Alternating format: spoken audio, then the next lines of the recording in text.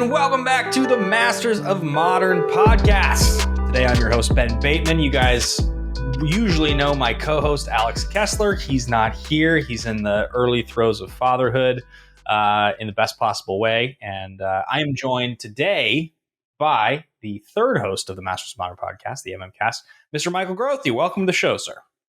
Hello. It's been a while since I've been on the actual podcast, but any of our Monday stream watchers will recognize me since I'm on that every set release for our full playset Commander game.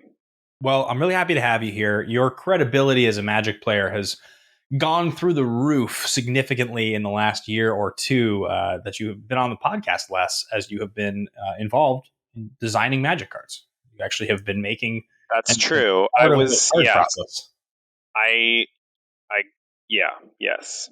I was in 2020, so more than the last year, but the cards came out, so yeah, it's super exciting. It's very cool to get to talk to you about that and hear what your story and process is. Obviously, we have a lot of close friends who have gone on to make Magic cards, but very few of them, including original Masters of Modern host Glenn. Yes, exactly. I mean, it's rare that we have ones though I see that live in Los Angeles still, and I get to talk to all the time. Well, yeah, I mean, part of it was like during 2020, everybody was working remote, so it was like, oh, you're in LA, whatever, just get in this Teams meeting. It's the same as somebody who lives in Seattle. It's easy, right? I think that was in my favor since they've been back in the office at Wizards, at least. Somewhat. I don't know exactly what the status is because I know that like things are kind of crazy. I think there's probably still some people working from home, but since many people have gone back into the office, it's been harder for me to try and get contract work again. But well, we all know you are a talented game designer. You've worked on games with Kess. Battle Boss is a game that is yours. You designed it with Alex, and you got to do a whole lot of work on that, which is very cool. We've talked about Battle Bosses a lot. Those of you that are in the Indianapolis area or are interested, we'll be at Gen Con. You guys can see the whole tower of Battle Bosses. That'll be here and just coming up in about a month. We'll all be there together, which will be a lot of fun, and I'm sure doing some Magic stuff as well. And I personally am hoping to be in October at Magic 30, which we'll see if that happens, but I'm fingers crossed in there. Yeah. I actually just bought my ticket today for Command Fest Bellevue as well. Oh, when is that? Oh, I know when that is. It's a week apart from when I remember this. Yeah, it's the 22nd to the 24th. And I'm going to be in Seattle next weekend. It's a bummer. Yeah. So this is the MMcast, the Masters of Modern podcast. We talk about modern subjects here, sometimes adjacent to that. And today we are going to be talking about some ideas that relate to the modern Banlist cards that we think maybe, and especially from obviously a seasoned game designer and Magic card designer perspective, might actually be safe to come off the Banlist. We recently became an affiliate of Channel Fireball, so we want to give a big shout out. We're so happy to be here on Channel, and those of you that are listening to us or have found us because of that. Channel is not the channel of your dad's Channel Fireball. It's updated. It's a great marketplace. You can get all kinds of cards with very competitive prices. So check that out. And we're very, very grateful. We also have a partnership with Alter Sleeves. There's a really, really cool deal. You guys can find all of the details in either the podcast or the YouTube description there. So thank you so much for supporting. So today's topic, I'd have to count the exact number, but Modern's been around now for going on 12 years. It's like 11 and change right now. And we've had a lot of bannings. There was the initial bannings. Yeah, there's the fun fact is that there's been more time since Modern started as a format than there had been between the beginning of Magic and the start of Modern. Yes, exactly. It's and it's a very large format, and there's a lot of it's more than half the time, and definitely more than half the cards because printing there's more cards now. It's accelerated. And so the cards are very powerful, obviously, in Magic. We know this. And the reason we decided to do this topic today, the reason we wanted to talk about this was because basically, if you go and you look at the Modern ban list, a lot of the stuff that's on there has become questionable in terms of its power level because of what's happened with Horizons 2, the way that the format has shifted and the power level now of the decks that people are playing in Modern.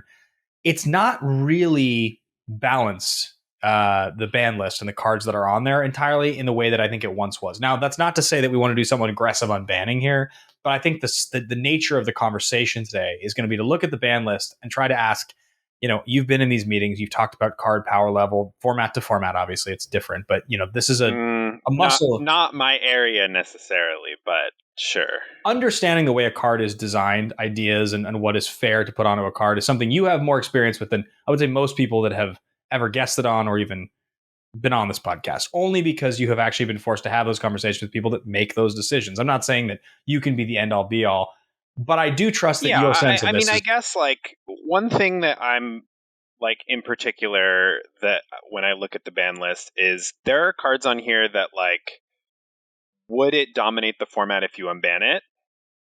Maybe not. But or would it even be competitive if you unban it? Maybe not. But would it make the format more fun?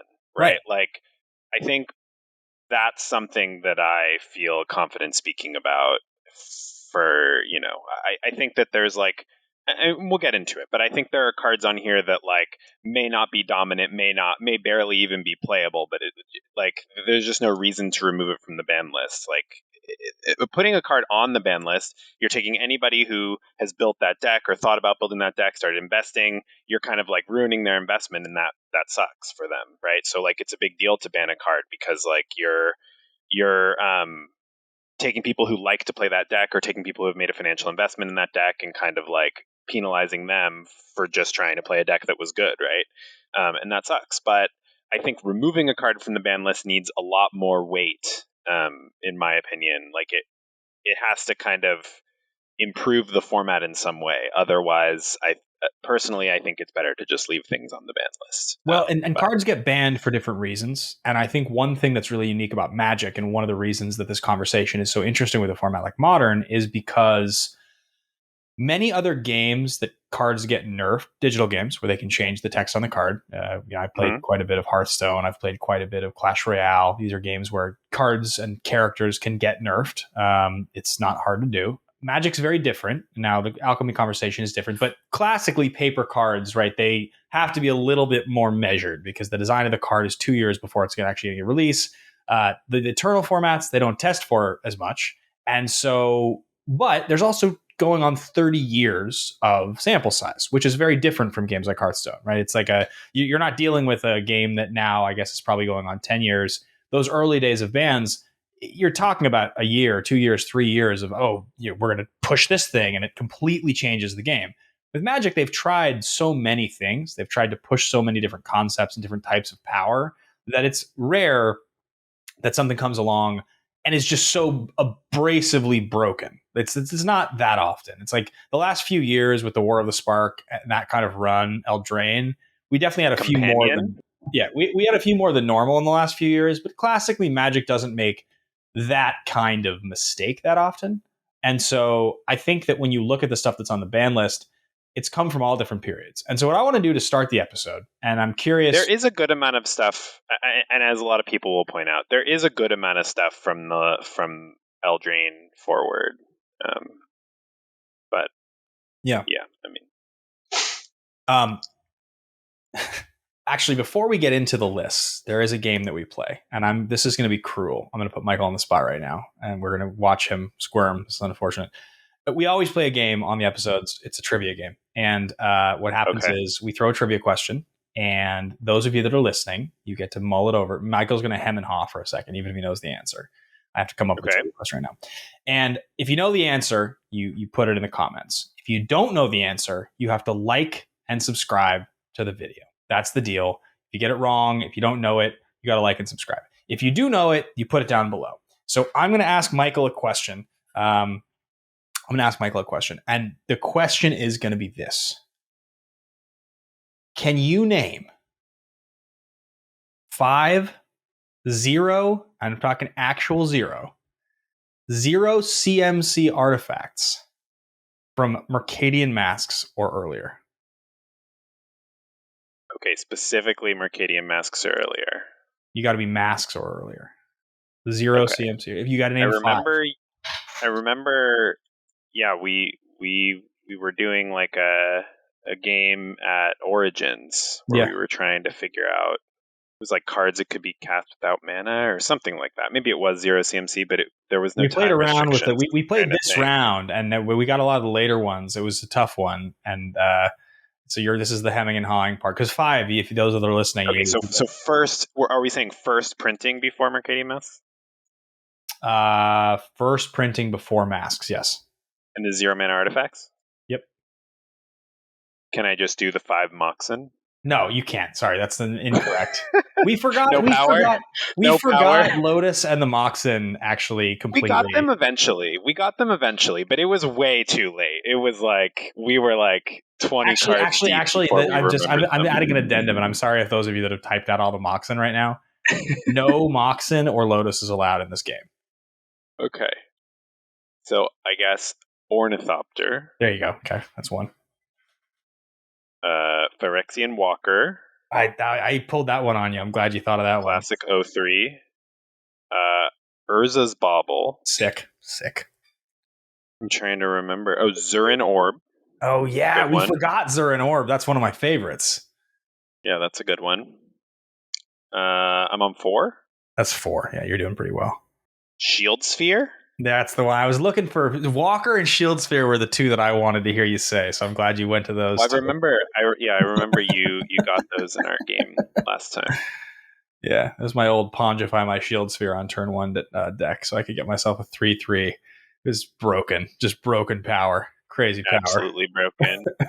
So that's the game, guys. If you got 5, not including the Moxen, then congratulations. And if you didn't, you have to like and you have to subscribe to the channel. Thank you so much for that. All right, we're going to get into today's topic. So the way this is going to work, Michael, what I'm going to do, because I believe that if we were to compare our knowledge bases, I would call you the more learned expert of card balance. I think your experience is greater than mine. So I'm going to give you the first pass of this. So the way it's going to work is there are 3 modes here. You can give a thumbs up when I ask you a card name. Okay. Thumbs up just means it 100% has to stay on the ban list. There's no hesitation. Thumbs up is just it's off the table. You can give me a medium. Okay. That's going to be the conversation one. And you can give me a thumbs down, which means a guarantee that comes off the list. Well, I think that warrants conversation anyway. Okay, that's fair. You're right. We can stick with only thumbs up. Only ones that are 100% needs to stay on the ban list. That's where we're going to start. All right, you ready? Okay. I'm ready. You can, and if you need to think for a second when I ask you don't have to be rapid fire. But I'm going to okay. Number 1, Ancient Den. This represents all of the artifact lands. I guess. I think colored artifact lands are just too broken. I think I gotta say stay on the ban list. Okay, so you're giving me a thumbs up on that one. Number 2. Yeah. Arkham's Astrolabe. This one's recent enough that I don't think conditions have changed enough for this to be a good idea, especially not with 4-color in the format playing. What's the card that they're playing? The Abundant Growth. This is just so much better than Abundant Growth. I don't think it's a good idea. Number 3, Birthing Pod. Birthing Pod. Okay, I think this one warrants conversation. Is a sideways. Okay, all right. Well, we'll come back. Maybe a down. Okay, that's. I don't think it's definitely not a thumbs up for me. Birthing Pod's the first conversation. Okay, Blazing Shoal. Oh, we're coming back to converse? I want to go through the list before we start to talk through them. Okay, Blazing Shoal's a thumbs up for me. Yeah, stays banned. Bridge from Below. Thumbs down. Okay, great. So far we got 2 to talk about. Chrome Mox. Thumbs up. Yeah, I agree with you on that one. Cloud Post. Yeah. Thumbs up. Dark Depths. Thumbs up. I'm gonna asterisk that one. I want to have that conversation. Okay, so I'm putting that. I'm putting that one sideways. Yeah. Deathrite Shaman. Thumbs up. Wow, you think that definitively? That's one of the most popular right now with the power level of the format. There's a lot of conversation about that one. Really? Well, we could talk about it. I mean, if you think it's a good conversation, it's a good conversation. There's no question for Deathrite for me. But yeah, okay. I mean, it's the best creature of all time. Dark Depth. Sorry, we just said did Dark Depth. Dig Through Time. Stays banned. No delve. We don't need more delve. Interesting. Okay, I don't want to fight that one, but I do think there's a question there, but I won't fight it. Dread Return. Stays banned. It's a free spell. All right, Ayabugan. Stays banned. Faithless Looting. Looting. I think we could talk about looting. Okay, it's a conversation. Field of the Dead. Stays banned. I agree with you. I hate that card. Pretty much a personal rule for this activity: anything that's going to improve, like Amulet Titan, is going to be a stays banned from me. That I think that like that deck is really difficult to interact with and not. It's like on the cusp of being unhealthy for the format. I know at this moment in the metagame it's not on top, but I don't think it needs more tools because lands are so hard to interact with. I think that's the biggest reason, which you mentioned right there, right? It's like it's the interaction component, which is like if it gets too out of hand, that's just so hard to handle, and the format's not fun if every deck is just like I have to be able to blow up lands and nerf lands. And I think that's why people are like so wary of Urza's Saga. I think it's kind of proven to not be broken, but it's something that people will always come back to as like this card pretty risky. Like I don't know because it's a land that does so much. And yeah, I think Field of the Dead is also a land that does too much, but worse. Next card, Git Probe. Oh, stays banned. Yeah, stays banned. I mean, it's definitely a little bit of a question on that one, but I don't think it's like a real question. It's one of the classic, like my deck is just 56 cards now, and every deck is just 56 cards. Like, why kind of a thing? It's not like incredibly powerful. It just like, yeah, it's just too free, I guess. Yeah, it doesn't. I mean, without getting too hard in the conversation, it doesn't make Modern better, and we already have Manamorphose, so why? Like, that's how I feel about it. I'm sort of like, I don't need. Like, Manamorphose is the fair enough card in this conversation that I'm okay with. I don't like Gitaxian Probe. Just feels like it's the extra version that I just don't need. Glimpse of Nature. Glimpse of Nature. That's sideways for me. And if you guys disagree with any of these, by the way, like if when we get to one and you're just like hard disagree, leave your comment as to why. Because I'm going to try to go over all the ones that I think are real. We're just dismissing a bunch of them for time. But if you think that we like missed one that you want us to talk about, I think I have arguments on some of these, and I'll go through in case I change my mind and I really want to talk about one. But yeah, I think you said Glimpse is a stays band, yeah? No, that's a sideways for me. Okay, sideways, interesting. Okay, Grave Troll, Golgori Grave Troll. That's stays band. Great Furnace is part of it. Green Sun. Stays banned for the Primeval Titan. That's a Primeval Titan one. Sure. Just to head it off. I know that Green Sun doesn't seem that wild, but I think people are just going to be using it to search for Primeval Titan or Dryad of the Elysian Grove, and sure, I don't think that deck needs that kind of tool. Hogak? Stays banned for sure. Easy. Because it has Delve on it, and you think Delve cards all need to stay banned. I mean, obviously, like we just got Murktide Region. I don't think Murktide Region is broken. That's a dredge card. I think similar to I don't think that Primeval Titan decks need more tools. I also don't think dredge decks need more tools because I mean we saw recently what Hogak can do. I think that it would be similar if we unban Grave Troll or Dread Return to what it was like with Hogak. I don't think it would be similar with Bridge from Below. We can talk about that when we get to that, but. Hyper Genesis. That's a sideways, I guess. It doesn't feel that much different than what Living Index do right now. It feels a little better, but agreed. Let's talk about it when we talk about it, though. Krark Clan Ironworks. It stays banned, I think. Oh, interesting. Okay, Luris, obviously. Yeah.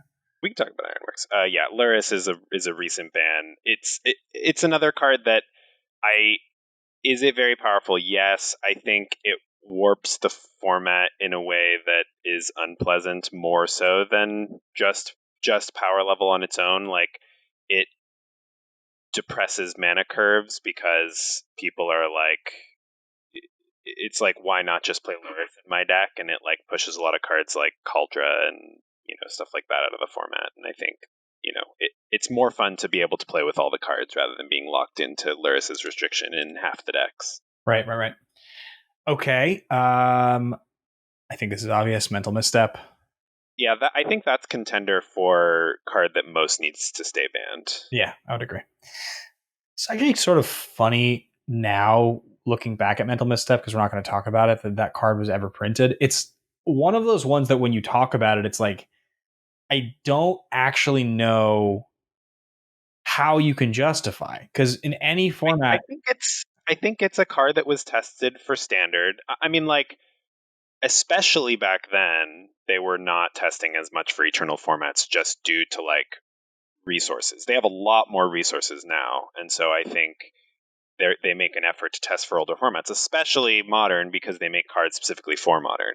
but But like the thing about it is that's so interesting is like, so mental misstep gets printed in like 2011, I think is what I want to say. I'm guessing 2000. Yeah, I think 11 is correct. I And believe you.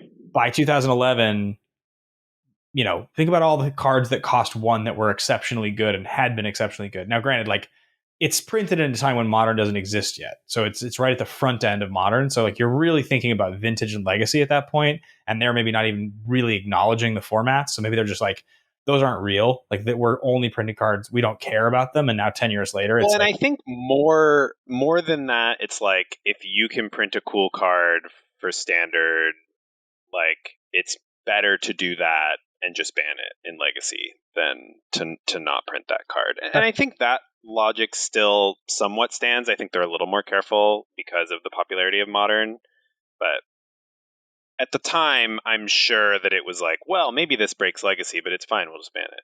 yeah, But Mock Opal. like, I do think it was kind of a cool card in standard because you can counter Delver with it, you can counter Ponder with it. Like, there were a lot of relevant one drops, but it's not like a format breaker. There were plenty of standard decks that were not playing a ton of one drops because they were ramp decks, ramping into Primeval Titan or whatever. It was a very powerful standard format. But Mox I guess Opal. Mox Opal, yeah, stays banned. I think so too. Mycosynth Lattice. I think I've been a stays banned. Mike's and Lattice. It's recent, and the reasons are pretty like restrictive. Mystic Yeah, Sanctuary. it's not like insanely powerful. It just like is so lame. Like, Yeah. it's just not an interesting card in the format. And yeah, I think it just had an unintended interaction with Karn, and I would rather Karn be legal than it. What about Mystic Sanctuary? Stays banned. Yeah, I agree. Oko. Stays banned. Once Upon a Time. Stays banned. That one's so dumb, but yeah, I agree. Ponder. Stays banned. Yeah, I'm that and Preordain. I'm gonna have the conversation about. Okay, yeah, sure. We can put them in the same conversation. I think if I had to pick one to be sideways, it would be Preordain. But Let's have the conversation about those two. Punishing Fire.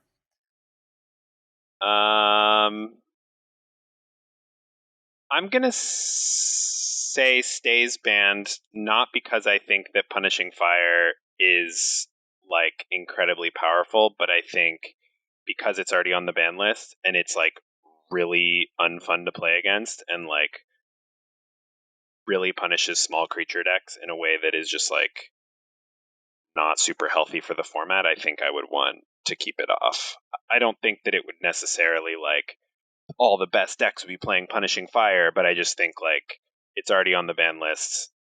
It's not going to add any fun to the format. It's going to subtract fun, so let's leave it there. Okay. I think I may revisit it when we get there, but I'll see if we have time. Rite of Flame.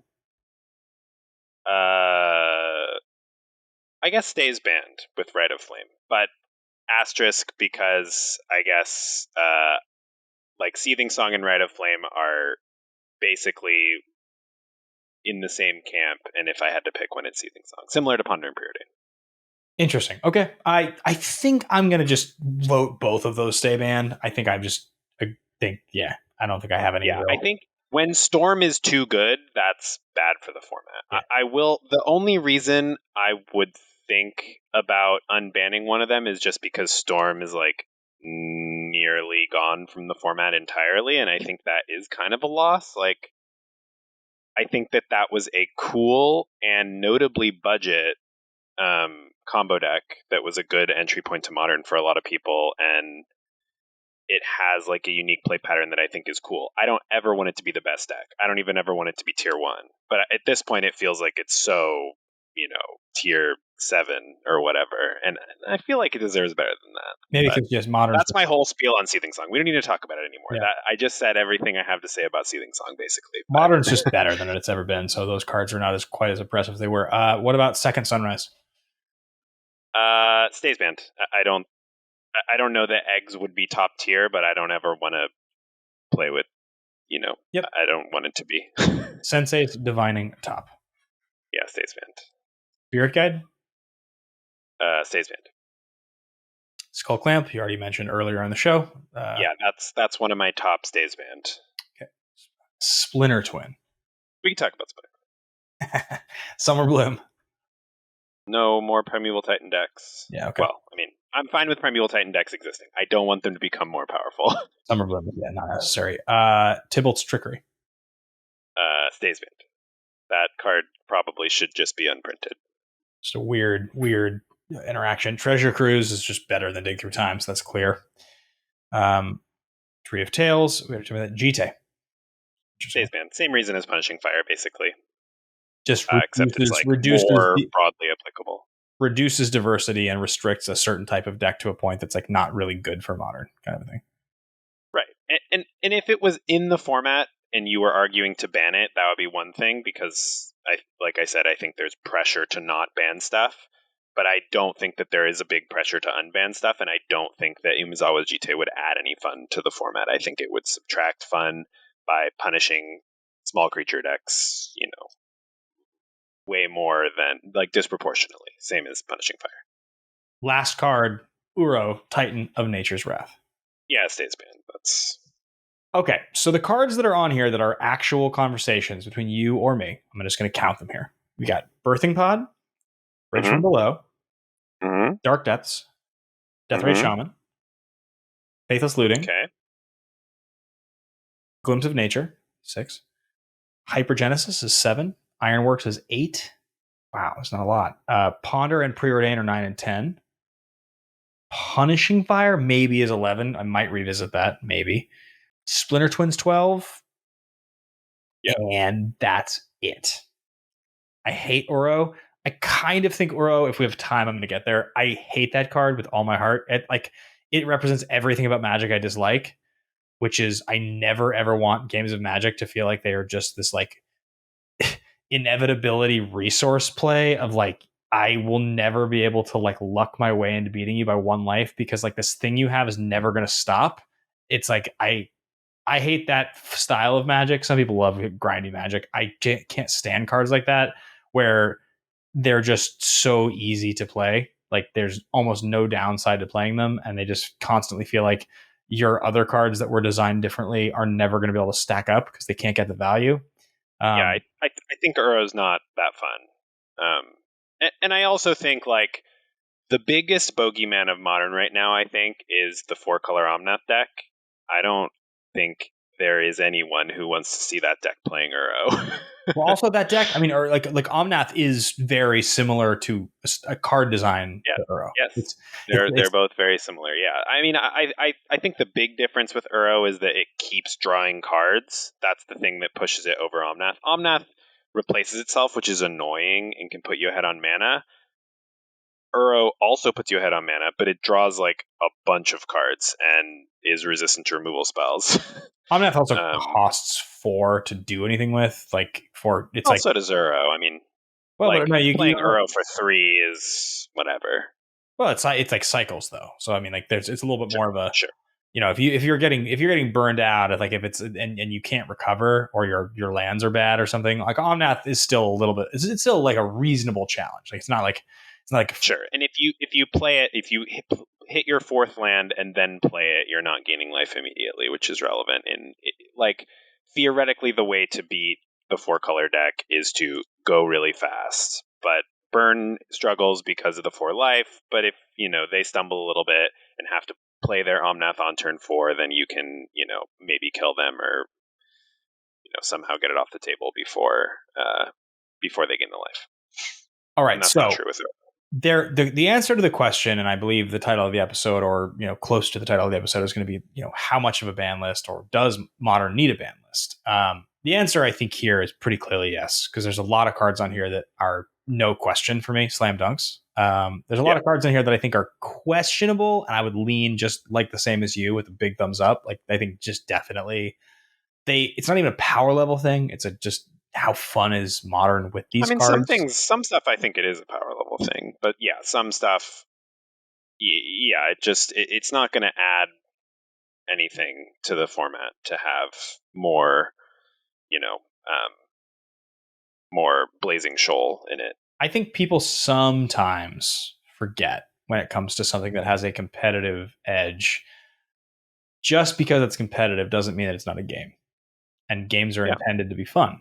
And we love them. We get into them and we get engaged by them because they're very fun. And when there are elements of the game that are broken or reduced to maybe more predictable. I mean, chess, for instance, is a very fun experience. But if you are somebody who doesn't want it to be that figured out, that sort of reduced, chess is really boring and grindy as hell.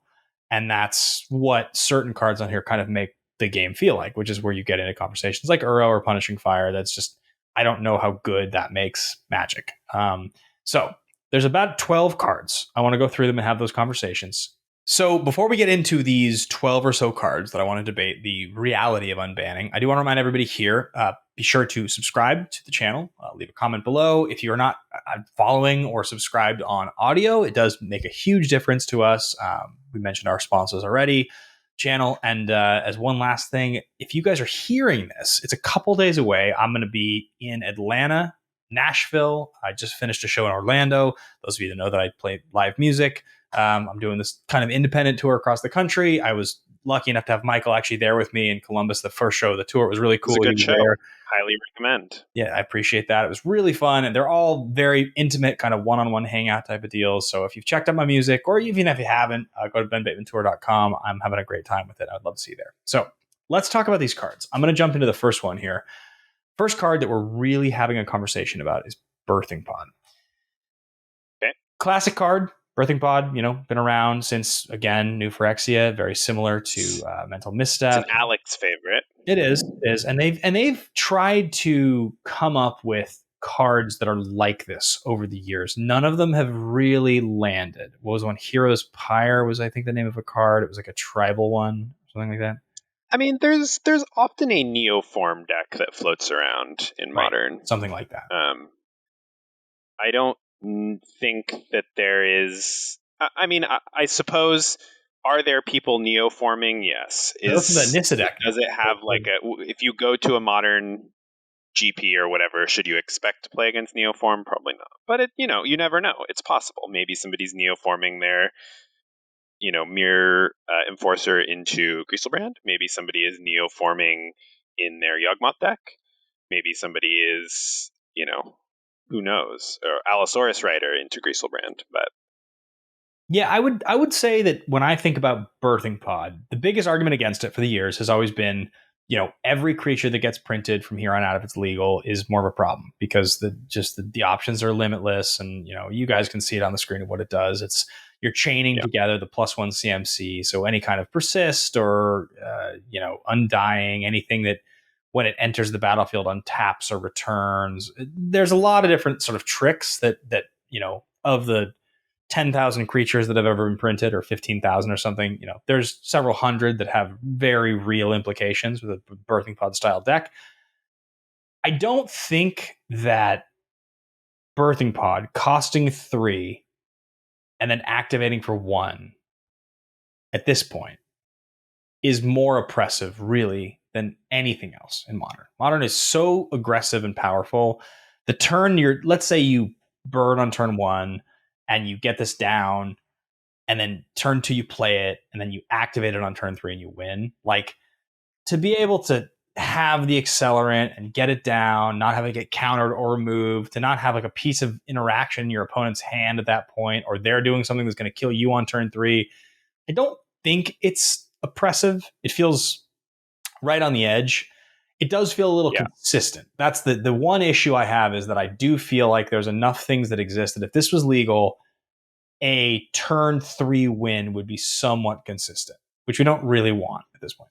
Yeah, I mean, as far as like cards on the ban list that tutor, so this and Green Sun Zenith, notably, I don't think that they add a ton of power to anything. I mean, Birthing Pod can be a combo engine in and of itself by untapping it with like Corridor Monitor and stuff, but stuff like the Yawgmoth deck or something, it's not adding any power to the Yawgmoth deck. It's adding consistency, like you said.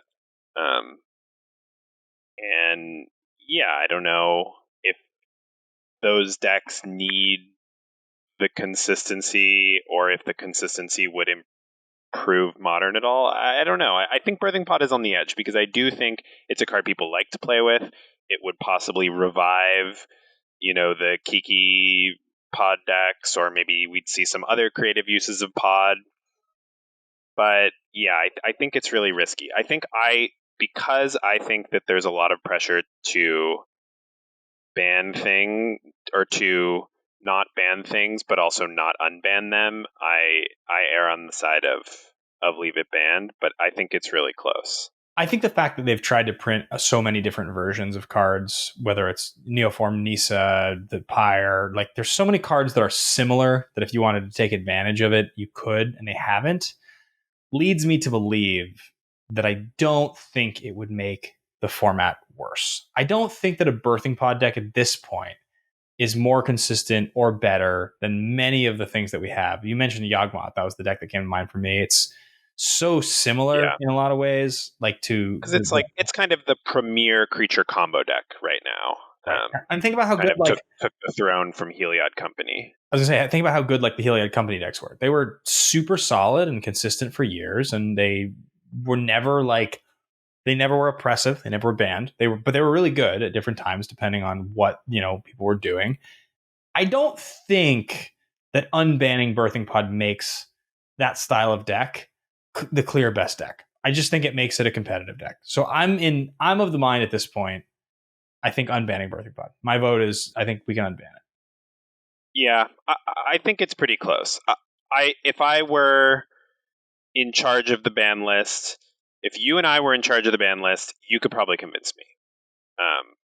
But I also there was a really good series that I watched of games between Aspiring Spike and Caleb Durward on Twitch, and I'm sure that they've both posted on their YouTubes as well, so you can find it there, where they played games of Pod versus the top decks at the time. This was like a few sets ago. It was after Modern Horizons 2, though, notably because Solitude is one thing I think keeps these creature combo decks in check really efficiently.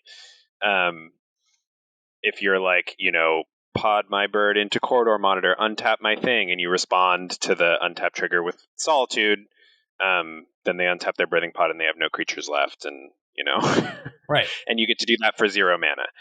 So it was post MH2. They played like 5 decks against a few different pod brews. They had each brewed like a Kiki pod deck and a Yawgmoth pod and maybe something else. I don't remember. They did the same thing with Splinter Twin. So when we talk about Splinter Twin, I'm probably going to bring up this series again because I think it was a really good series. And I'm sure that other content creators have done this as well. This is the one that I watched because I watch a lot of Aspiring Spike. And they kind of concluded that they were both really scared of Pod going into it, and then after playing the games, they were kind of like, it wasn't as bad as we thought. Like Force Negation and Solitude, and there's just like a lot of cheap or free, ways to deal with stuff that wasn't necessarily around when Pod was dominant. That's essentially. I think it's a small sample size. I don't think it's definitive, but it is a data point. I think that's essentially my opinion, which is that when Pod got good back in 2013 or something, or 14, whatever that was.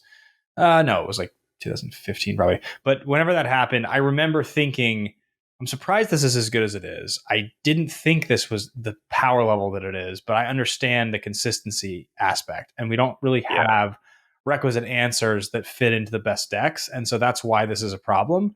And I think that now that's kind of the conversation we're having. It's kind of the entire point of today's episode is that I think this is a classic card of it would still be good, but the format's changed enough. I don't think it would threaten the format. That's my opinion. Yeah, and at the time that they banned it, it was like it had been the best deck for like a long time, and kind of Splinter Twin was in this camp too. Both of them were like two of the best decks for like a really long time.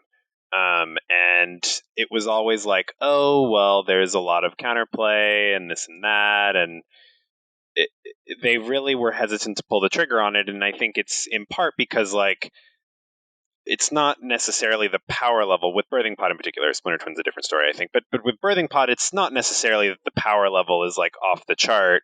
It's just, yeah, it's the consistency. It's the ability to like play against aggro combo control, have a different game plan all in your main deck, and execute it perfectly pretty much every game. I remember getting killed by Birds of Paradise with Gavany Township counters on it left and right. It was yeah. I mean, I don't think that would be what you're going for as your backup plan nowadays, but yeah, I mean, yeah, it was good. When you're tutoring for any creature in your deck and it's so low cost to just add whatever random toolboxy creatures you need, it's dangerous, but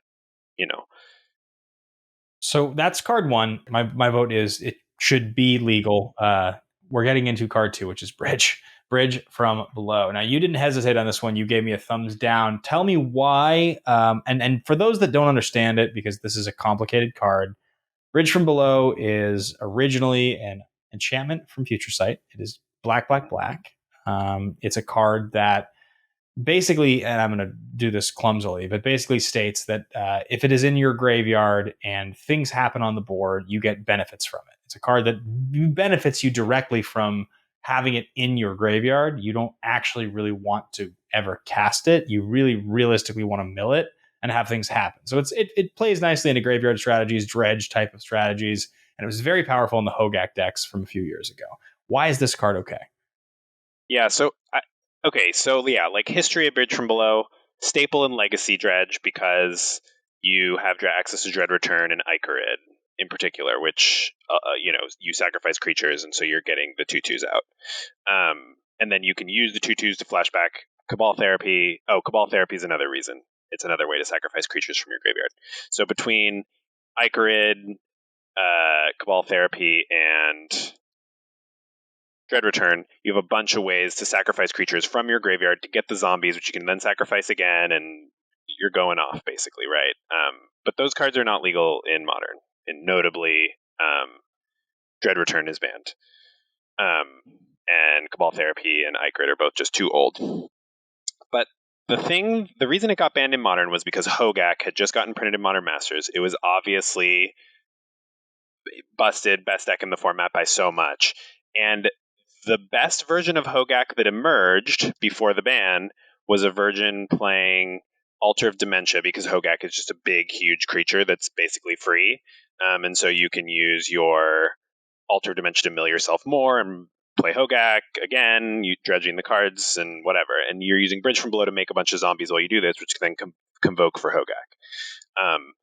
That was just the best version of Hogak that people had found in the time between Hogak getting printed and Bridge getting banned.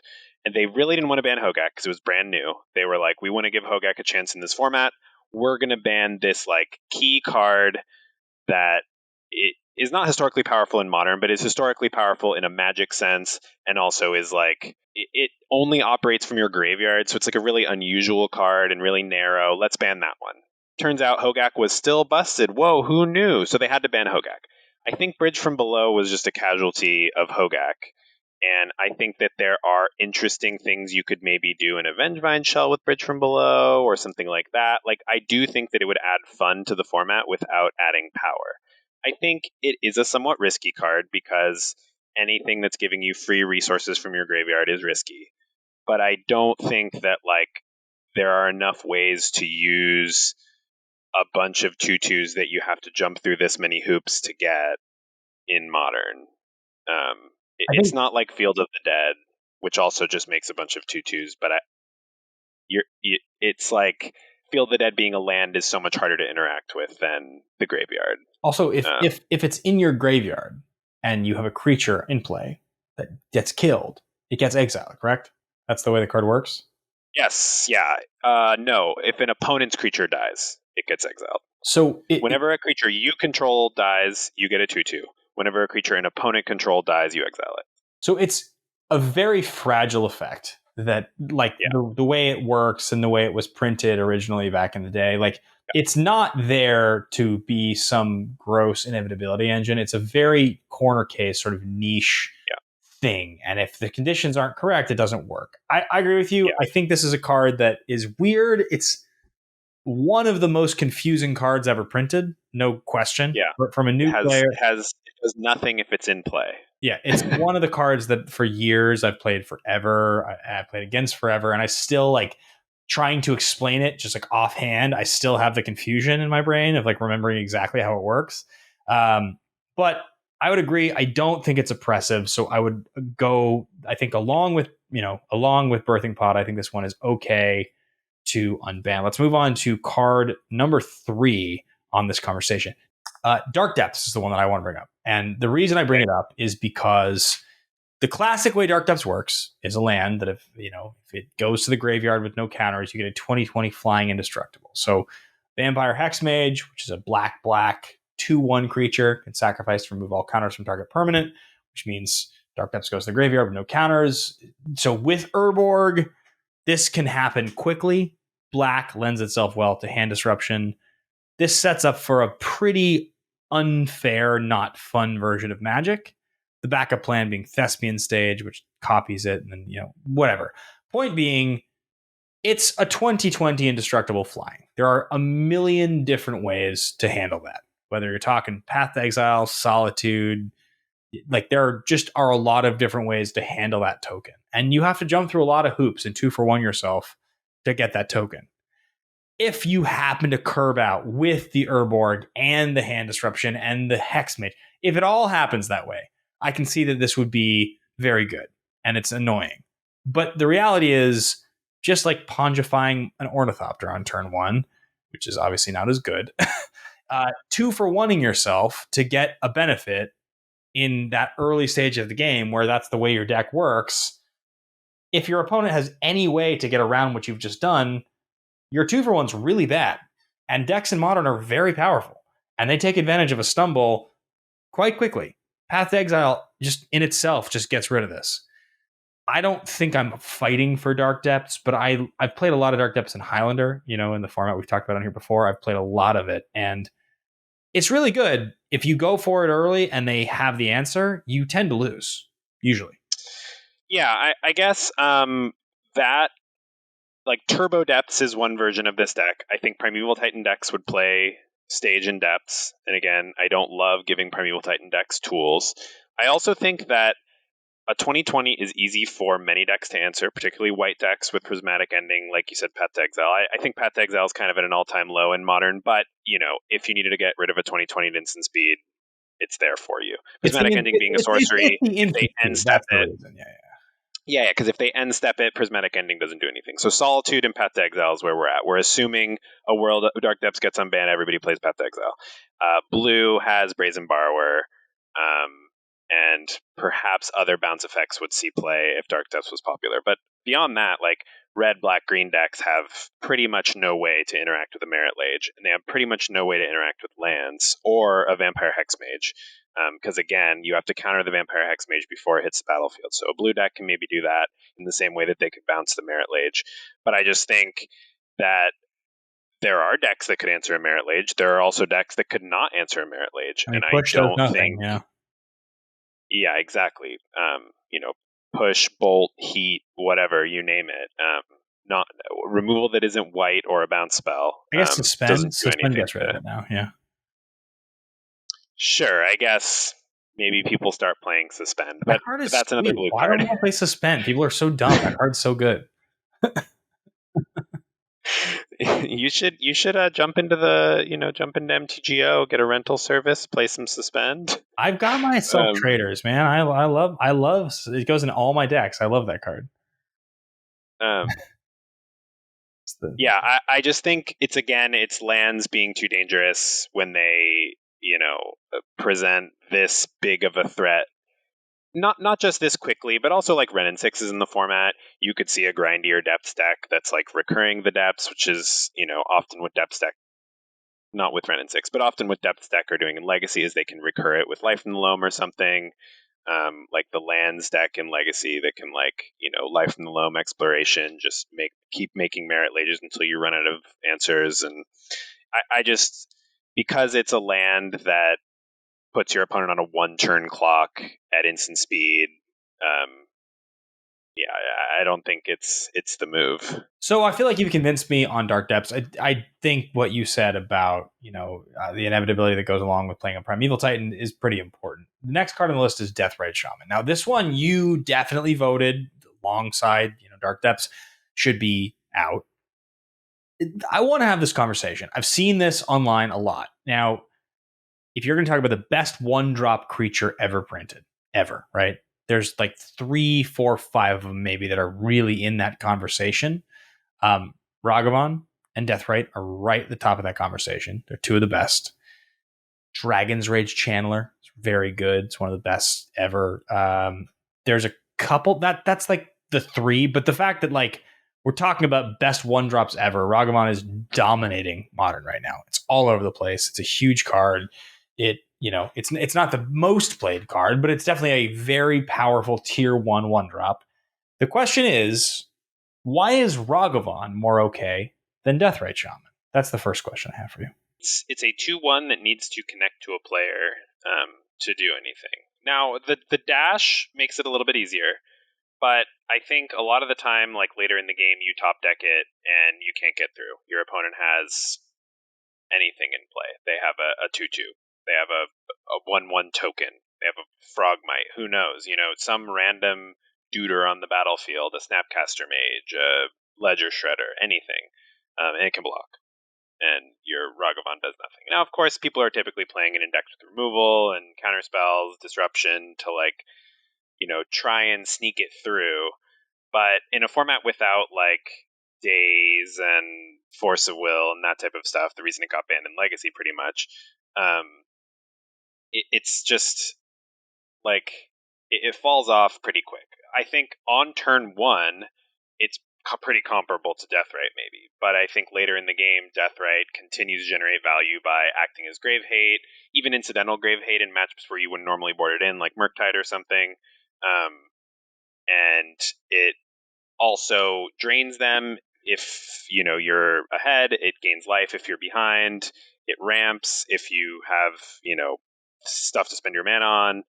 I just think it does too much at every single point in the game, and whereas Ragavan I think falls off a lot. Do you think that it would be like Deathrite would end up in a Arkham's Astrolab sort of situation where like all of the decks that are even adjacently in that color just play it as a 4 of because they have to, because it's just that ubiquitous? Well, yeah, being hybrid, that's kind of what happened. There were Grixis decks playing Deathrite in Legacy with 1 Bayou, and it's very easy to play in any deck, and it's ramp in black or green. I actually built in our little singleton 100 card format that we're doing, the Cowboy Highlander or whatever the hell we're calling it now. I built originally it was supposed to be a blue-red, then it turned into like a rug deck. And then it was like, well, I should probably just be playing Deathrite, and I should probably play it and have access to black. So I was like, oh yeah, we'll just play like the cycling lands that I can search for with my fetches, so I can activate the black, and that'll be fine. I was like, oh yeah, this is the reason this exists, because like you can guarantee it's so good, it's worth doing that for. Yeah, I think at this point, again, similarly, I think Modern's good enough that Deathrite's okay.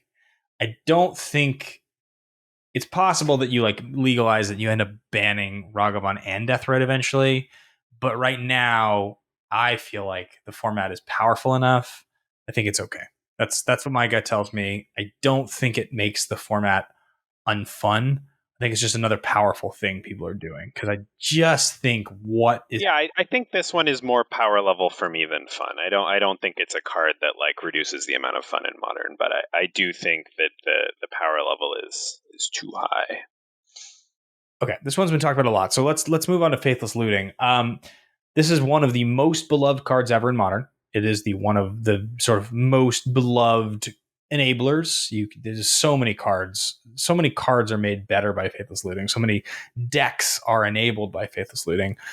It was banned in the end, I think, because look at your dog, so cute. Yeah. In the end, it was banned because there was just a lot of Phoenix style decks and things like that that felt a little oppressive. They had too much access to what they wanted to do too easily. It is a little funny because of the way that the blue, what's the blue one called? The original version of this. Careful Study? Yeah, Careful Study. The way that, Careful Study was a significant card, but I never felt like Careful Study was it just never felt like it was a notable card in the same way that Looting ended up becoming. I guess it's format dependent, but I think the flashback is pretty big. Yeah. But I don't think Looting has gotten worse than it was. Modern got better, though. I think Modern got better, but that means that Faithless Looting got better. You get to play it with Dragon Rage's Channeler, and you get to play it with Murktide Regent, and I don't know that Turbo Murktide would be great. Maybe that's not as relevant, but I think that it's just an enabler for powerful stuff, and there is more powerful stuff to enable. This being like an enabler as opposed to like a card that in a vacuum is just very powerful makes me more wary of it as the format goes on, not less. Because I guess you're still just enabling Phoenix and Dredge are the main two things you're enabling, but I think your point is sound. If I click over to MTG Goldfish right now and I look at the most played deck in Modern, what is the best deck? Murktide Regent is number one. Murktide Regent is number one. Death Shadow is number three. There are enough blue-red controls in the top 10. These are almost all decks that are made better by that card. Blue Living End is made better by that card. I think the fact that the number one card. Well, you can't play it in Living End because you don't want to Cascade into Faithless. Oh, sure.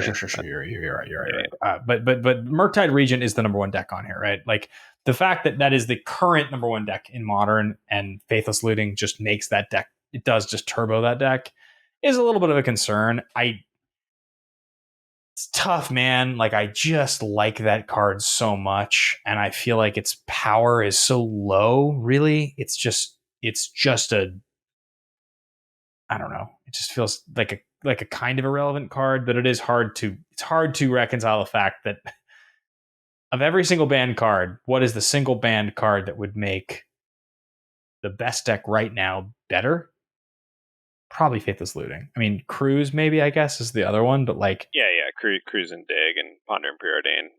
I mean, Murktide, as it stands now, is pretty controlling, and I don't know if they would want to go down a card. I mean, I know that there were like the Mardu Pyromancer decks that were more controlling that were playing Faithless Looting, so I'm sure that there is a build of Murktide that could figure out how to mitigate the card disadvantage. It's just seeing two cards for one mana and getting them immediately is very strong.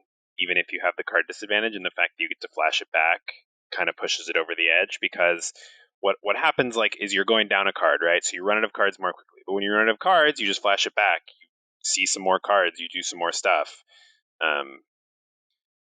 And yeah, I think it's as a combo enabler in like Phoenix or Dredge is like that's the thing that Faithless Looting, would there be fun Faithless Looting decks? Yes, but I also think like the unfair decks get to play it too, and that's why it got banned. And that is why I think it's probably still ban worthy.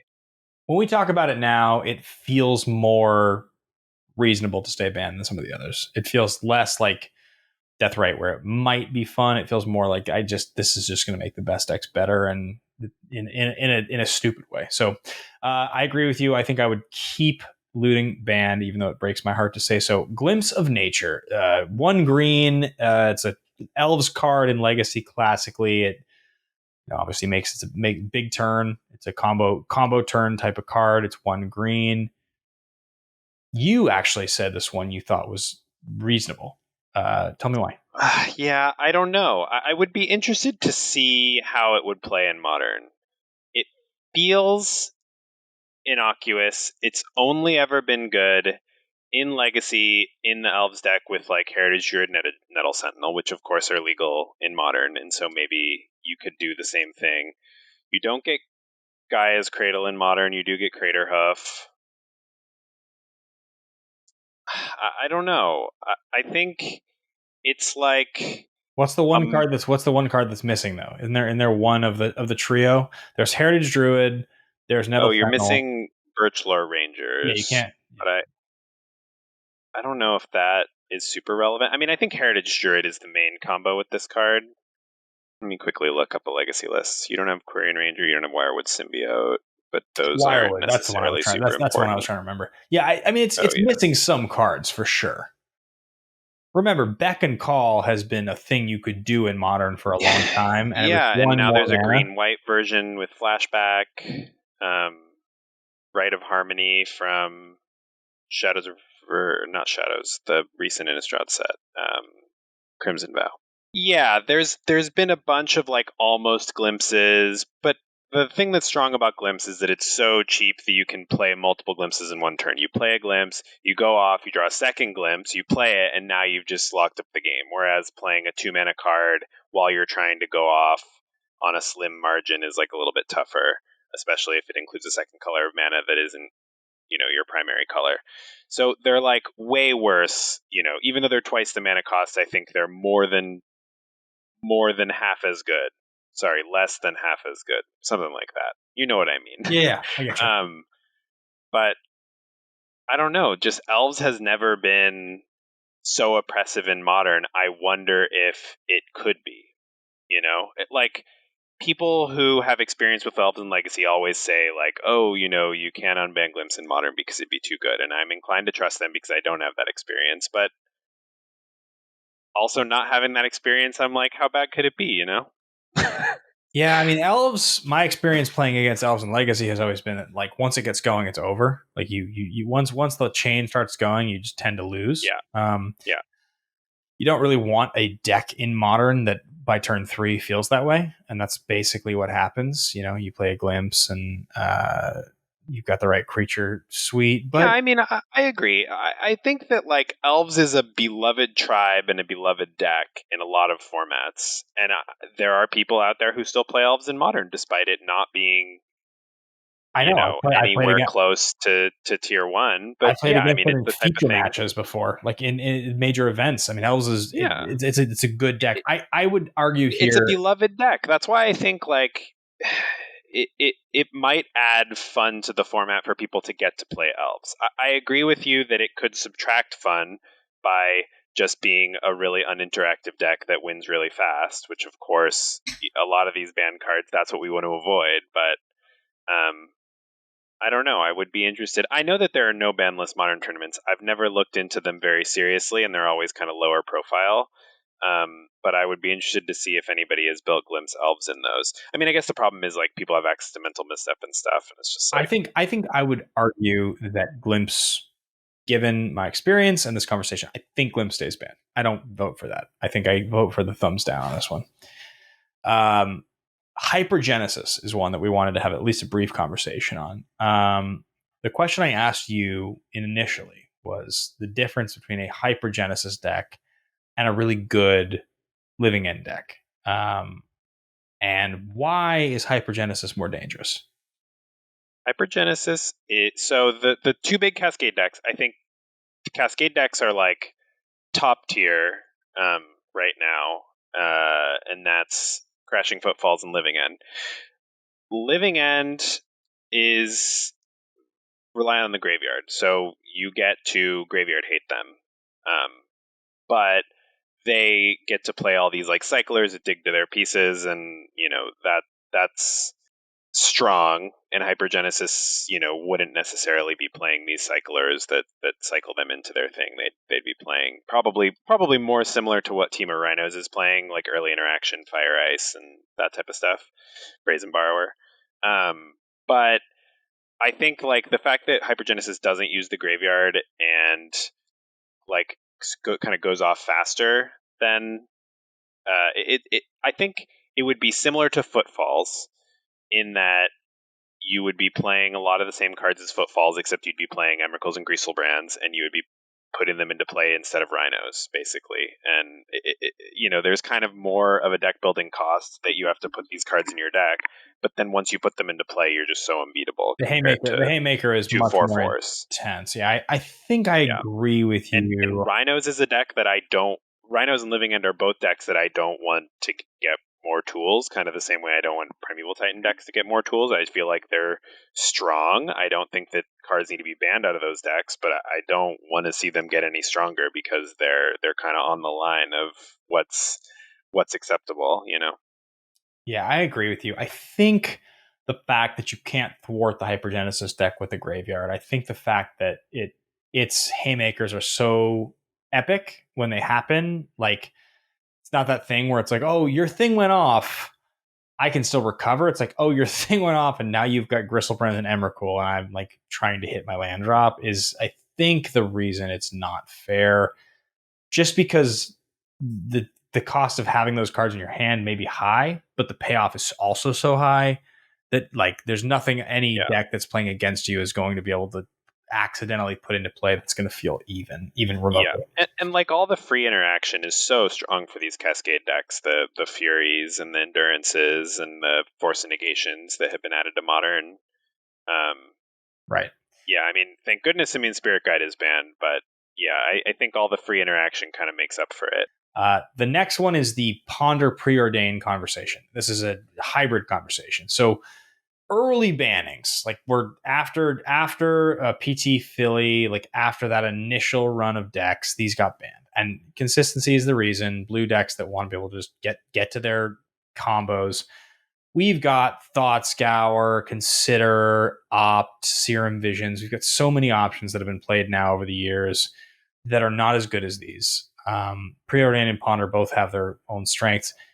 All that happens with Ponder and Preordain is they replace those cards I just mentioned. Thought Scour is the only one that I think maybe stays where it is because of its effect. But in terms of, Opt and Consider and all that, like these are just better. They're strictly better, basically. So they just replace those other cards and they make the decks that are already playing those cards that much better. We already mentioned the Murktide deck wants those cards and it's made even better.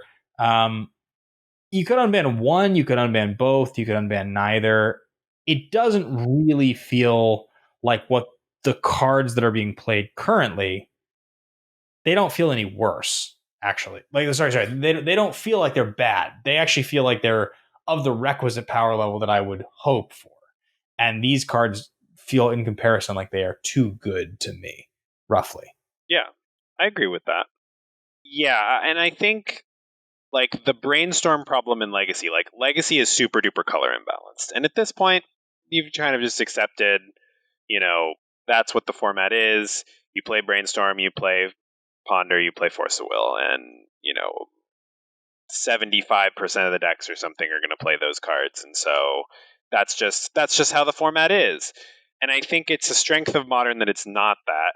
And I wonder if at the time the banning of these cards were looking at how many people were playing Blue and PT Philly and being like, this is looking a lot like Legacy. And because we have a blank slate here, maybe we should just nip this in the bud and force people to play crappy Serum Visions. Because at the time, Opt and Consider and Thought Scour were all not printed yet. Well, maybe Thought Scour.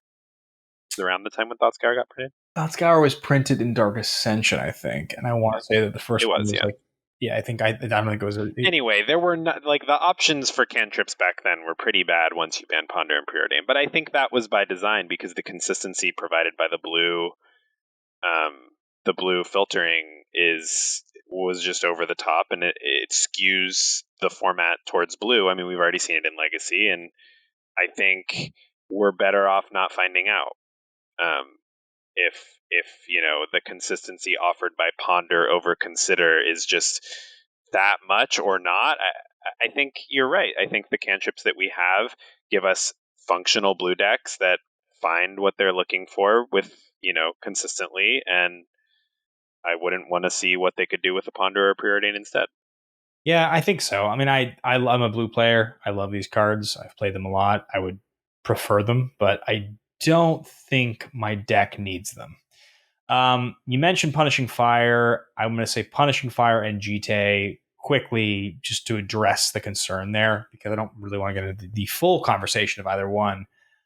Basically, I think they're both grindy and slow enough. I think they're both okay in their own way, but I also am the player that plays against those decks, the fire and the GT deck, and hates them with all my heart, like more than anything.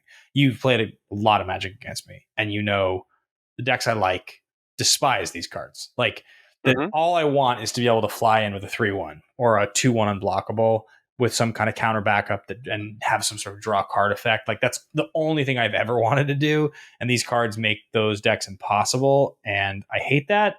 That being said, there's not that many people that really are trying to do the same janky win style I am. There are certainly Delver decks that people play, but like they're the decks that are best. I mean, Murktide's the reason you're winning. Like it's not you're not winning with Delver anymore. So like it's Well, you're winning with Ragavan or Deathrite Shaman. Not Deathrite Shaman, Dragon Rage Channeler.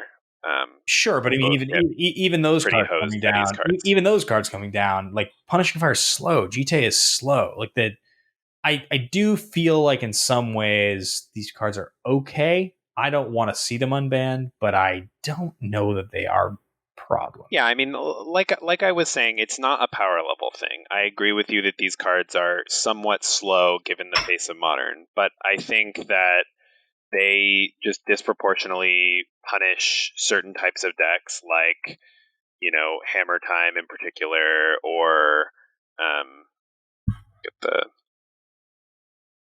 top decks really quick. I mean, they're decent against Murktide, but like Hammer Time or even Death Shadow, Yawgmoth, um, Affinity, like these decks are just like disproportionately punished by those cards, and I think that like having small creature decks, be they aggressive or more combo-y like a Yawgmoth or something, I think that's like a good thing to have in the format. And while I agree that GTA and Punishing Fire are not like crazy powerful, I think that they're good enough at punishing those types of decks that I wouldn't want to see them, especially because Punishing Fire in particular would get played by the four color deck. And I do not want to see that deck get more tools, especially not more tools that prolong the game and just like lock your opponent in a coffin of inevitability while they gain 4 every turn with Omnath. Ugh. I think it's fair. I feel like my vote is gonna be on those cards to be sort of on the fence. I'm gonna be 50-50 because I don't want them, but I don't totally think they're unreasonable. I think they're right on the edge for me. The last card we have, the most important card, or at least the most sort of iconic, is Splinter Twin.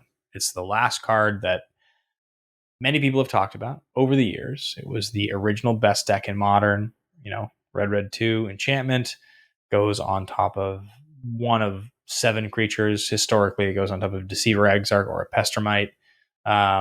Makes 1,000,000 copies, wins. And, the thing about Splinter Twin that has existed since it was originally printed is it's a bad card. It's from a traditional Magic perspective, Red 2 Aura is bad. That's not a card you ever want to play. Nothing happens when you cast it. Nothing happens when it resolves. The only thing that can happen is if you put it on the right creature, you can go infinite and you can win. Well, there's been some pretty hype moments in Pro Tour history where people put it on other things. I've seen, Snapcaster and very exciting games get won by putting it on a Snapcaster with like 20 instant sorceries in your graveyard because it's been a super long game, putting it on a Wall of Omens. I think there was one like famous game where somebody just like slammed it on a Wall of Omens on turn 4 because they knew that their opponent couldn't answer that. And they just won off of like Phyrexian Arena, build your own Phyrexian Arena. And that's awesome to see. I do think the like creativity inherent to Splinter Twin is cool. Like putting it on stuff that doesn't win you the game is exciting. I would agree. I've seen a lot of those games, and I've always liked those games. And the reason that Stone Blade and Splinter, the reason that all those decks that like Tarmo Blade like existed was because it's a powerful effect. If you can get it going, you combine that effect with other good things, you can be very good. The real question now, though, is like this was banned back in like 2015, I think, is what I want to say. 16 maybe, but it was 6-7 years ago. It was the best deck for a year or two when it happened. It's never been unbanned. There's been a lot of rumors surrounding the unban. Do you think that the end of turn 3 instant speed creature with twin on it is enough of a concern for this to stay banned? This would be the splashiest unban in the history of Modern.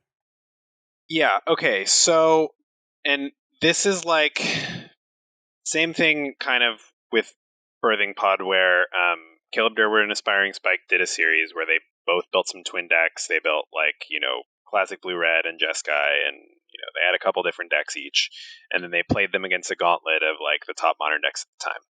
And they both expected that Splinter Twin would not be good enough because, like you said, it's too slow. There's too many ways to disrupt it. Solitude exists now, and there it's not what they didn't expect it to be what it once was.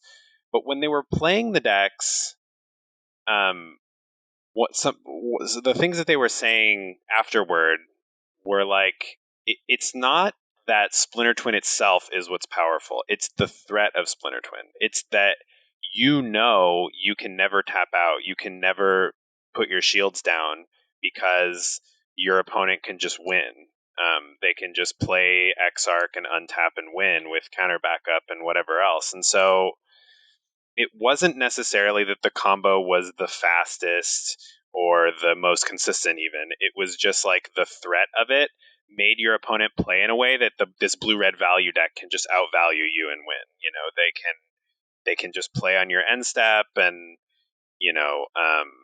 the combo was like easy enough to assemble and consistent enough that it was just very hard to play against, like harder than they expected to play against. And so they were like, yeah, actually, we went into this thinking this would be an easy unban, and now we're kind of thinking the other way, which was funny because it was the opposite of what they thought about Birthing Pod. And of course, small sample size, but I do think that like the comments on what it feels like to play against Splinter Twin are pretty relevant, I think, in terms of it's not just, you can't just look at the speed of the cards and be like, oh, well, these are too slow, because it's a blue-red control deck, basically, that is burying you, and as soon as you mess up, you're dead. Right. Instantly, in a way that is difficult for you to interact with, probably. And we think at this point, Modern has gotten to a point where that is as good or better than it was in 2015, because that's like essentially what it was then. And obviously those guys did that test last year, the year before. We think that what Modern's doing is not powerful or aggressive enough to beat that sort of inevitability. Like you're still, even if you're playing against the fear of it, it's still not going to beat you before turn 4. Right? Like it's not going to happen. It doesn't unless it's like no. But yeah, I mean, I don't think that's what makes the Splinter Twin combo powerful. Is what I'm saying. I don't think it is the speed. It's not like Storm or Dredge or something where it's just like some overwhelming presence on turn 2 or 3. It's just like a blue-red control deck with a win con that is. The deck is built in a way where they're like trying to set themselves up so that you have to respond to what they're doing, and when you respond to what they're doing, they play Deceiver Exarch and kill you. Yeah, I mean, it's just it continues to be the biggest question mark, I feel like, of the whole list, which is just like I imagine it, and it has a lot of proponents as well. There's a lot of people who want Splinter Twin unbanned, and they think that it's fun to play with, and it was fun to play with, and that's why it stayed legal in the format for a long time. Yeah, it's interesting. I think I would lean in the direction that it's okay. That's what my gut tells me. I think it's unbannable. So in the end, the question was how many banned cards realistically should stay in Modern, and it sounds like collectively, I think we're mostly okay on Birthing Pod. I know we're a little split on some of these, but I feel like yeah, you can count it if you want to beef up the list. I'm not. I think Birthing Pod is on the edge for me. Bridge from Below. It sounds like we're both on the probably fine. Dark Depths should stay banned. So the ones that we think could come off are going to be Birthing Pod, Bridge. I vote Deathrite. You disagree with me. I vote Deathrite can come off. That would be 3 if I had my druthers. Looting, I don't think so. In the end, I agree with you. Glimpse feels unnecessary. I don't think it needs to. Hypergenesis, I think, is bad. Wow, there's not many. Ponder Preordain don't seem necessary. I think Fire could come off. I think Twin could come off. I think GT could come off. That's my 6. Okay. That's my 6. I think you're within 1 or 2 of that. I think there's a couple you agree and disagree on, but feels like about 6. If we wanted to have an aggressive unban, there could be a half dozen that could come in, and I don't think Modern's power level would be threatened. So it's an interesting conversation, guys. Anybody who's watching or listening that agrees or disagrees, if you have a strong opinion on one of these, let us know. Leave it in the comments. I appreciate Michael. And especially if we dismissed one that you think you have a good argument for. Yeah, I would agree. We'd love to hear it. Because, I mean, some of these we didn't discuss at all. I thumbs up it and we moved on. And if you are like, no, actually, Mox Opal just isn't what it used to be, and here's why, I want to hear that, because I don't believe you. So, Michael, I appreciate you coming on the show, hanging out with me, and covering for Alex. You guys can expect Alex back soon. He is in the adventure of fatherhood. Be sure to leave comments, like the video, of course. Thank you so much to Channel for being our sponsor and for hosting us.